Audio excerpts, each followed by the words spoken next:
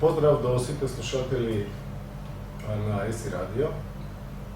Вие сте со емисијата Шар со Љубиша Андоновски, а денес ќе поговориме за завршените екипни првенства на Македонија во машка и во женска конкуренција, а исто така и ќе кажеме неколку реченици и за престојниот Европски клубски куп, кој што оваа година ќе се одржи во нашата земја, во Македонија, во Струга, во хотелите Изгрев, односно 3. Екипното првенство на Македонија за мажи се одржа од 15 до 21 август оваа година во хотелот Дрим во Струга. И оваа година, како што тоа се случуваше претходните години, значи имаше состав од 8 екипи. Но она што е интересно за овој шампионат за 21-та година е тоа што имаше повеќе конкурентни екипи, би рекол така. И борбата за првото место иначе беше поинтересна. Не зависеше, обично тоа се случуваше последните години од мечот помеѓу Алкалуит и Гамбита Секосе. Оваа година не беше така, затоа што со одлични состави настапија екипите на Гостивар, а исто така и за Приглед, па и Куманово беше екипа за Респект. Многу интересни, возбудливи борби. Прво да кажеме дека Гостивар успеа да му откине еден бод на Алкалуит и во шестото коло, ситуацијата во шестото коло беше таква што водеше сам Гамбита Секосе и му предстоеше средба со главниот фаворит Алкалуит. Алкалуит ја оправда улогата на фаворит и победи во тој меч со 4:2, имено се игра на 6 табли. И главните заслуги за тоа, значи, беа победите за Алкалуит извојувани на првите 3 табли, каде што нели Алкалуит со своите силни велемајстори на првите 3 табли, од кои што за одбележување да речеме дека Дмитри Андрејкин одлично ја водеше екипата на Алкалуит, направи 3,4 во главните мечеви, немаше потреба да ги игра сите партии, но главните мечеви со доминантна игра, значи успеа да направи 3,5 поени и да го доведе Алкалуит до првото место, но исто така тука беа и силниот украински велемајстор Јури Криворучко, кој што исто така играч речиси 2700, но одлично настапи и младиот српски велемајстор Александар Инџич. Мечот беше прилично возбудлив, но за, да речеме, на честит служи на младите шахисти на Гамбита Секосе, што на, така да речеме, домашните табли успеа да извојуваат мини победа од 2:1, и тоа најмногу благодарение на победата на Емил Ристевски над Филип Панчевски. Таа партија ќе ја погледнеме и во делот од коментарот кој што ќе биде наменет за шаховските партии.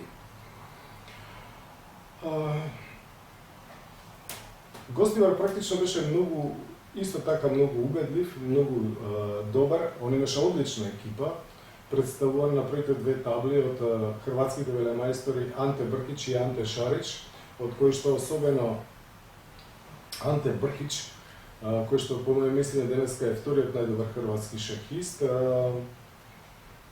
по Шарич, по Иван Шарич, значи одлично ја водеше екипата.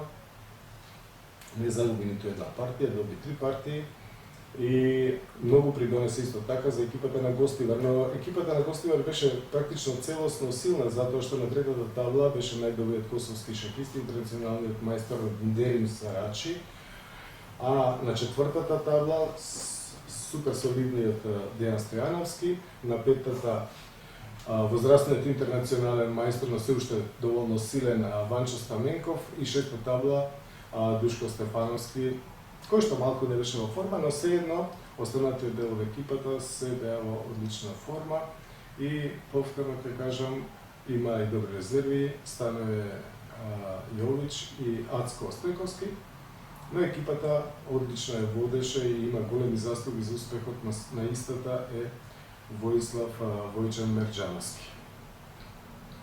Значи, по 7 дневни борби, на крај конечната табела изгледаше вака Алкалит победи со 13 можно бода, значи 2 бода повеќе од второ пласираниот Гостивар, кој што имаше малку подобар успех спрема освоените вкупни бодови, 29,5 наспрема 28,5 на екипата на Гамбита Секосие, значи со изброи бодови по 11 бодови. Исто така добро се представија и солидните екипи на Прилеп на 4-то место, односно на пето рангираниот Куманово. Тоа беше вака конечниот, да речем, табелата како изгледа, но она што особено може да ме радува, тоа е, значи, успехот на младите шахисти. Тука првенствено мислам на најмладиот наш мајстор, Емил Ристевски, кој што направи 5 поени од 7 партии за екипата на Гамбита Секосе и освои нови 20 рейтинг бодови.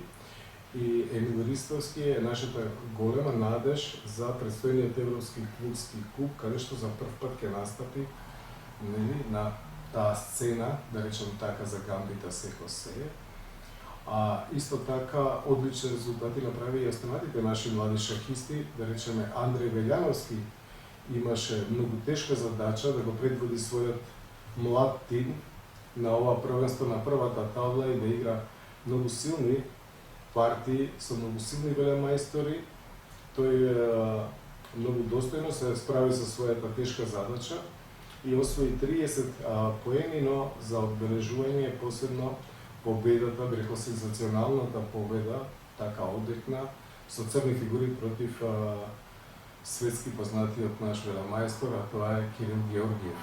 Значи, една одлична партија со црни фигури. За одбележување се разбира успешниот настап и на Антон Златков, и кој што освои 25 поени рейтинг, Леонид Петрески 24 и нашата млада шаховска надеж исто така Ивана Манова, која што освои дополнителни нови 10 рейтинг поени. Со тоа би го завршил ова излагање, да речем, овој преглед на Европското машко првенство, кое што, да повторам, се одржуваше од 15 до 21 август оваа година во хотел Одри, додека женското првенство на Македонија, екипното женско првенство на Македонија започна нешто покасно на 25 август, траеше до 31 и во хотелот Метропол во Охрид, значи на Мегдан излегоа 8 екипи и тука победи шаховскиот клуб на Алкалит со максимален учинок од 14 бодови. Екипата на Алкалит беше пресилна за својата конкуренција, таа беше предводена од Екатерина Аталик на првата табла, на втора табла Ирина Булмага, значи тоа се шахистки со високи титули, интернационални машки мајстори, потоа Моника Стојковска, нашата најдобра шахистка во моментов, како и ветеранката Габриела Косковска. Значи, беа убедливо први, на второ место беше младинскиот шаховски клуб Центар со 9 бодови, пред трето класираните Неготино, која што освоја 8, рекол се најпријатното изненадување на ова екипно првенство, а четврти солидниот клуб, градскиот шаховски клуб Куманово. Од Куманово, кој што на крај завршија со 7 бода. Тоа би било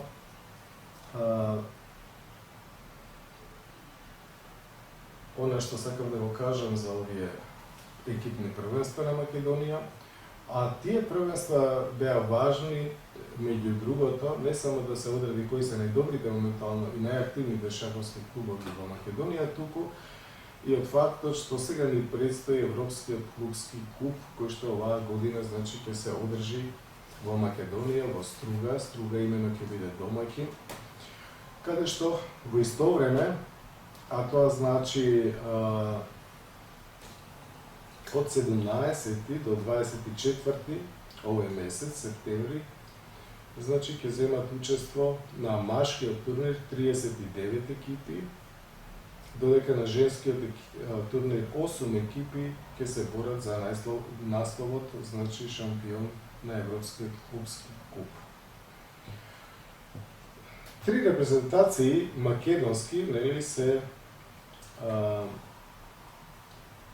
ќе учествуваат на Европскиот клубски куп, по стара добра традиција Алкалуит, значи која што беше и европски шампион и секогаш ево при врвот оваа година е прво рангирана од тие 39 екипи, значи силната меѓународна екипа на Алкалуит ќе биде предводена од азербејџанскиот велемајстор Шахријар Мамедјаров или Мамеджаров на првата табла, а веднаш до него ќе бидат Дмитрий Андрејкин, кој што рековме и пред малку играше и на нашиот шампионат. Дмитрий Андрејкин е исто меѓу првите 25 шахисти во светот, одличен велемајстор, а рамо со него и еден од најталентираните шахисти во современиот шах, рускиот велемајстор Данил Дубов. На четвртата табла најверојатно ќе, не знам точно како ќе бидат распоредени, тоа ќе го каже капитенот на самиот собир и средба на капитените, но запишено на листата на четвртата табла многу силниот американски велемајстор Сем Шенкланд. Исто така, тука се и украинскиот велемајстор Јури Криворучко, додека петтата и шестата табла ќе ја покријат руските велемајстори Александар Предке, односно Ернест Инакиев. Од нашите домашни шахисти, значи во составот ќе биде само Филип Панчевски, кој што ќе биде нели резерва, но составот на Алкалуит на вистина изгледа импресивно и е еден од главните фаворити за првото место за шампионскиот наслов. Од нашите екипи, значи се уште ќе настапат и шаховскиот клуб Прилеп, кој што е рангиран на 17-тото место, а за екипата на Прилеп ќе ја предводи младиот индиски велемајстор Букеш, супер перспективен млад шахист. И мислам дека и добро ќе ја покрива првата табла. На втора табла имаме млад руски интернационален мајстор со име Дудин. Третата и четвртата табла на неја ќе настапат Драшко Бошковиќ и Милош Станковиќ, што се два солидни српски интернационални мајстори. А од домашните шахисти на петата табла Горан Готоуша, Дејан Ѓорѓиевски, Маријан Дамчевски и Николовски Мартин. Значи тоа се тие 8 шахисти кои што ќе го представуваат македонскиот шах, значи со екипата на градскиот шаховски клуб Прилеп, додека екипата на Гамбита Секо Се, значи ќе биде рангирана на 20-тото место и оваа година Гамбита Секо Се ќе ја предводи романскиот велемајстор Неведничи, но затоа во екипата покрај, да речеме, на втората табла интернационалниот мајстор Никола Николовски, овој пат на трета табла ќе игра младиот мајстор Емил Ристевски, како што реков и претходно, прв пат ќе дебитира на Европскиот клубски куп. Па на четвртата табла е словенскиот интернационален мајстор Богдан Подлесник, кој иако е практично на почетокот на 7-та деценија од животот, се уште игра свежо, полетно и е многу енергичен и со голема љубов да помогне. Потоа на петтата табла исто така ќе дебитира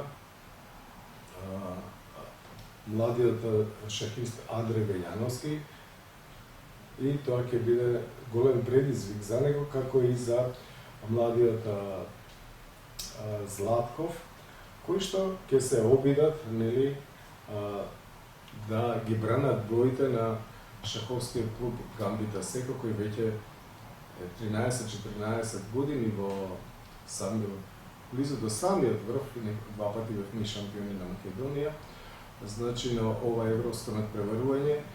Имено и последниот пат, кога Гамбита Секо се настапи со речата сениорска екипа, со возрастните нејзини членови, стигне до 8 место. И тоа ќе биде вистински предизвик за оваа млада генерација, за оваа нова генерација шахисти, млади шахисти, надежта на Гамбита Секо Се, овој пат да дебитираат и се надевам дека достојно ќе не представи. Тоа значи дека доколку бидат повисоко од 20-тото место, секако дека тоа ќе се смета за успех затоа што сме позиционирани на 20-тото место, а екипата на Гамбита секој имено ќе ја водам јас како капитен, Љубишан Доновски, и ќе бидам исто така тука секогаш подготвен доколку треба и самиот да настапам и да помогнам.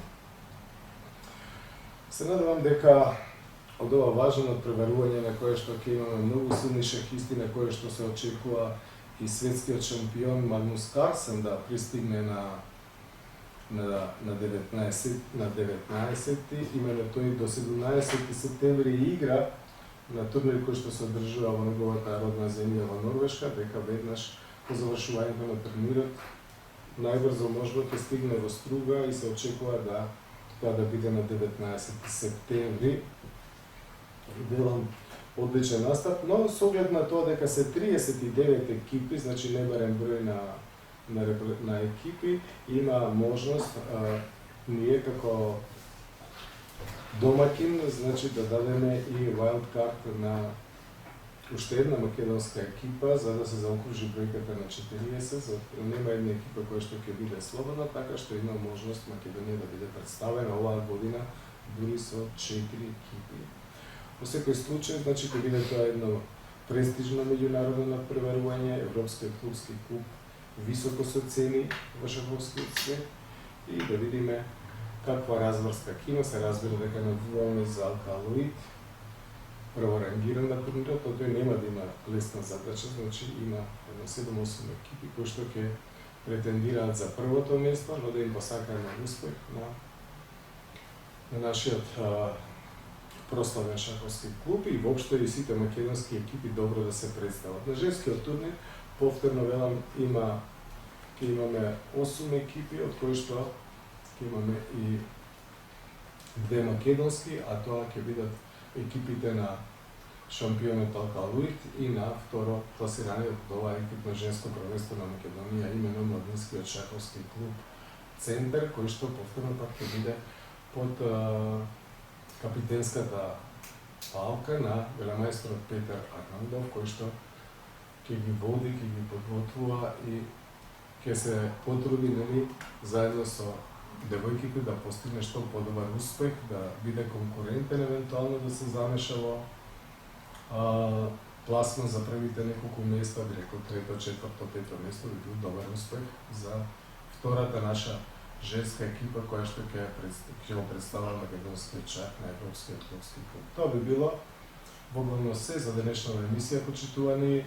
Во продолжение останете со нас, ќе ја погледнеме партијата од дерби мечот на екипното првенство на Македонија помеѓу Емил Ристевски со бели фигури и Филип Панчевски со црни во мечот кој што секогаш предизвикал големо внимание на нашите екипни шампионати, а тоа е мечот помеѓу Алкалуид и Гамбита секој.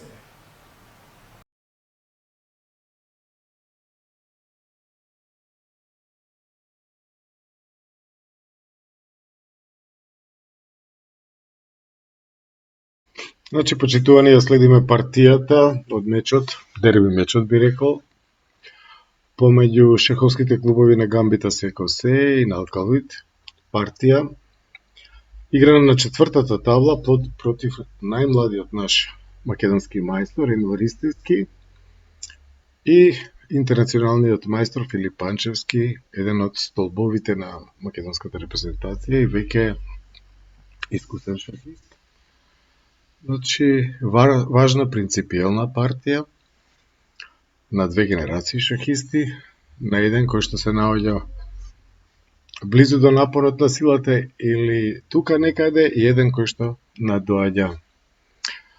Емил Ристевски со бели фигури се отвори со свој стандарден прв потек E4, на што Панчевски рече да се брани со руска одбрана по E4, E5, конј F3, конј F6, но тука Емил не го игра ниту потегот конј F5, ниту D4, туку со конј C3 нуди премин во игра на 4 коња, ако црниот играше конј C6, па ловец B5, или пак на конј C6 D4, повторно во шкотска партија.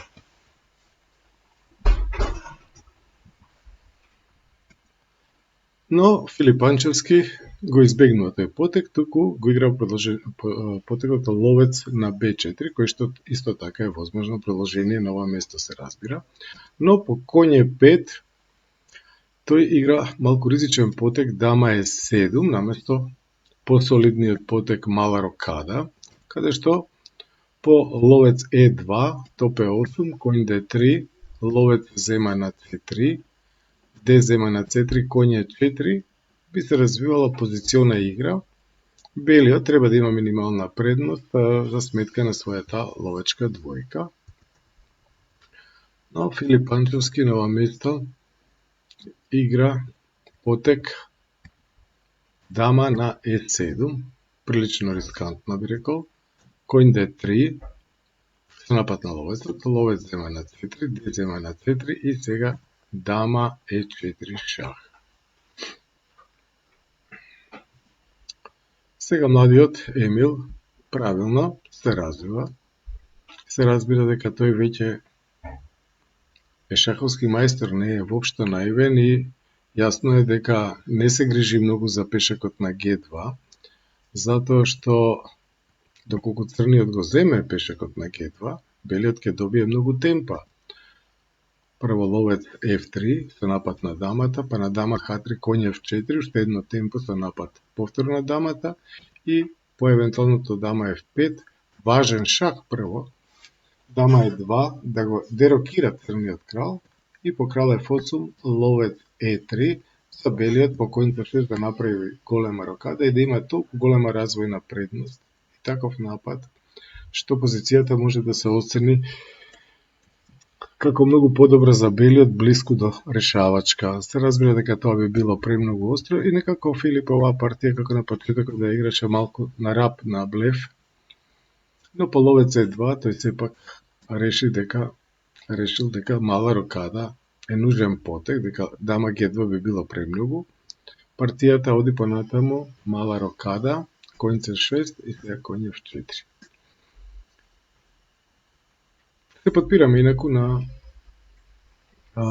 забелешките на младиот мајстор Емил Ристевски, кој што на ова место ќе забележи дека на најдобар потек, веројатно на ова место е продолжението ловец F3 веднаш да добие некое темпо напаѓајќи ја дамата и по дама G6, коњ F4, дама F5 и сега G4. Гледате, белиот има развојна предност, а кога некој има иницијатива, тој треба да напаѓа. Воспротивно, другата страна ќе се консолидира и таа развојна предност може да исчезне. Затоа таа иницијатива произлезена од развојната предност може да исчезне. По G4 дама C5, ловец E3, уште едно темпо и по дама E7 G5. Гледате колку темпа добива белиот и додека црните фигури се уште, особено ловецот на C8 и топовите и топот на A8 сосема неразвиени. Значи по коњ F4, но изборот на младиот Ристевски беше коњ F4, што исто така е многу солиден потек, и по коњ F5, F3 ја напаѓа дамата, таа мора да оди на C6. Воспротивно, ако дама F5, G4 ќе беше речиси фатена, дама D4, моќна централизација на дамата со темпо, D6 и сега уште еден одличен потек C4. Много се добавна овие особено последниве два потези, дама D4 и C4, централизација, простор, поле D5. Белиот има одлична позиција, црниот речиси без контра. Филип го развива сега ловецот на F5, обидувајќи се да покаже и тој дека ќе добие едно темпо заради нападот на C2 пешекот, но тука времето е многу поважно од материјалот и младиот мајстор игра правилно, енергично. Значи не се грижи многу за C2 пешекот, затоа што белиот има страшна иницијатива, практично напад. G4 го напаѓа ловецот, ловец E2, но се разбира дека таа жртва на пешек е позициона, но исто така и, како што вели Ристевски, подкрепена со одредени калкулации, пресметки на варијанти. По ловец C2, дама C3, со напад на ловецот, ловец G6 и сега G5. Гледате, напад на прво ловецот, сега го напаѓа коњот. Каде да оди тој коњ? Видиме во партијата Панчевски дојде на D7 со нападнатиот коњ, што значи практично жртвена фигура за два пешаци, што ќе се покаже недоволно. Имаше друга опција да дојде на пасивното поле E8, каде што белиот ќе развиваше иницијативата по пат на коњ D5, со закана коњ E7, двоен удар и по дама D7 F4, со напад на коњот и по коњ C6, уште еден потек важен, B3. Гледате, црнополниот ловец, кој што нема опонент, ќе оди на долгата диагонала, создавајќи батерија, и белиот има, би рекол, решавачки напад и во оваа линија или во оваа варијанта. Тој го одигра потекот коњ од F на D7 и сега се разбира прво коњ D5, повторно таа закана коњ E7, шах и со напад на дамата, тоа мора да се парира, то под F на E8 и сега F4. Каква моќна игра на нашиот млад мајстор. F4. И воопшто, Ристевски направи 5,5 од 7 без пораз, освојувајќи околу 25 поени рейтинг и беше еден од стожерите на нашата екипа. Значи по F4 го напаѓа коњот кој што нема каде да оди, заканата исто така и F5, значи коњ зема на C4, ловец зема на C4 и сега веќе белиот има фигура за два пешаци, моќни фигури, дамата, ловецот, коњот и црнополен ловец кој што е од поиќе, кој што се вели. И се разбира дека под тој притисок црниот прави и директна и сигурно веќе решавачка грешка. Значи единствена можност уште малку да игра беше потекот коњ B6 со напад на ловецот да биде до замена на тој моќен коњ на D5 и по замена на B6, коњ зема на B6, дама зема на B6 шах, топ F2, белиот би имал уште малку работа. Топ F2, идејата е повторно B3, ловец B2 и напад од долгата диагонала. Мислам дека и оваа позиција е сосема добиена за белиот, но по ловец E4 треба да е многу полесно, затоа што црниот уште го превидува овој удар коњ C7. Значи го зема пешекот на C7, се разбира дамата не може да го земе коњот заради потегот ловец зема на F7 шах, гледате, се открива целинијата и црниот би ја загубил дамата. Дама C5 шах, ловец E3, дама F5, коњ зема на E8, закана коњ D6, дама G4 шах, крал F2, топ E8. Под закрила на сите своји фигури се разбира дека белиот крал може слободно да избега од тие шахови во центарот. Сега ловец E2 со напад на дамата, доколку дамата даде шах на H4, се разбира кралот се враќа назад на G1 и веќе нема никакви шахови. Од тука дама G2 шах, крал E1, ловец C6 и сега уште еден одличен потек на Ристевски B4, му взима полето C5 на коњот, од каде што тој би сакал преку C5 да дојде на E4 со одредена контраигра, а тоа не е возможно. Изборот на црниот е сега коњ B6, да се обиде преку полето D5, но следи топ F2 со напад на дамата, дама H1 шах, крал D2, повторно е нападната дамата, дама D5 шах, но црниот се покрива. При тоа, цело време засилувајќи својата позиција, значи дама D4, повторно дамата централизирана, црниот мора да бега од замена, има топ помалку, цел топ, следи ловец D3, уште малку да ја изфрли дамата од центарот на таблата, и сега црниот нема подобар потек од ловец E4, на што следи топ E1. Та белиот ги поврза сите своји редови, се е во ред со неговата позиција и сега следува брза и точна разврска од страна на Ристевски. D5. Сега одличен потек, ловец B5 со напад на топот. Ако топот отстапи од линијата, тогаш дама E5, ако и дамата отстапи, ловец D4. Значи топ E6 да не дозволи дама E5, но следи топ C1. Значи тактика во служба на стратегијата. Белиот не само што има топ повеќе, туку и напаѓа. Сега за каната е ефектна жртва на дама. Дама B6, затоа што основниот ред на црниот е слаб и топ C8 мат се разбира. Од тука H5, значи црниот уште мора и да губи време. Во случај Панчевски по H5, G зема на H6 ампасан, да ја отвори G линијата за своите топови, топ зема на H6, дама E5, повторно нуди замен на дамите, тој има топ повеќе, велат кога имаш материјал повеќе, менувај ги фигурите. Тоа старо правило и златно правило важи во оваа ситуација, по дама E5, дама H3 и сега топот од C1 доаѓа на G1. Со закана мат на G7, нема друга одбрана освен F6 и сега дама E8 шах, крал H7 и повторно прво топ G3 со напад на дамата, дама H4, ловец, сега ловец B6, токму во миг, значи го елиминира уште една фигура на црниот и по AB6 ловец D3. Гледате, сега мора да дојде и до замена и на ловците, ловец зема на D3, крал зема на D3. Белиот е веќе подготвен за топот F на G2 и за да се спаси од директен мат, црниот мора сам да понуди замена на дамите тука со дама H5. Затоа црниот во оваа ситуација се предава. Одлична победа. Исто така Андре Велјановски може да се победи, да се пофали со својата победа против славниот велемајстор Кирил Георгиев во првото коло. При тоа со црни фигури, но таа партија ќе почекаме да ја прокоментира авторот, младиот Велјановски, во првата згодна пригода.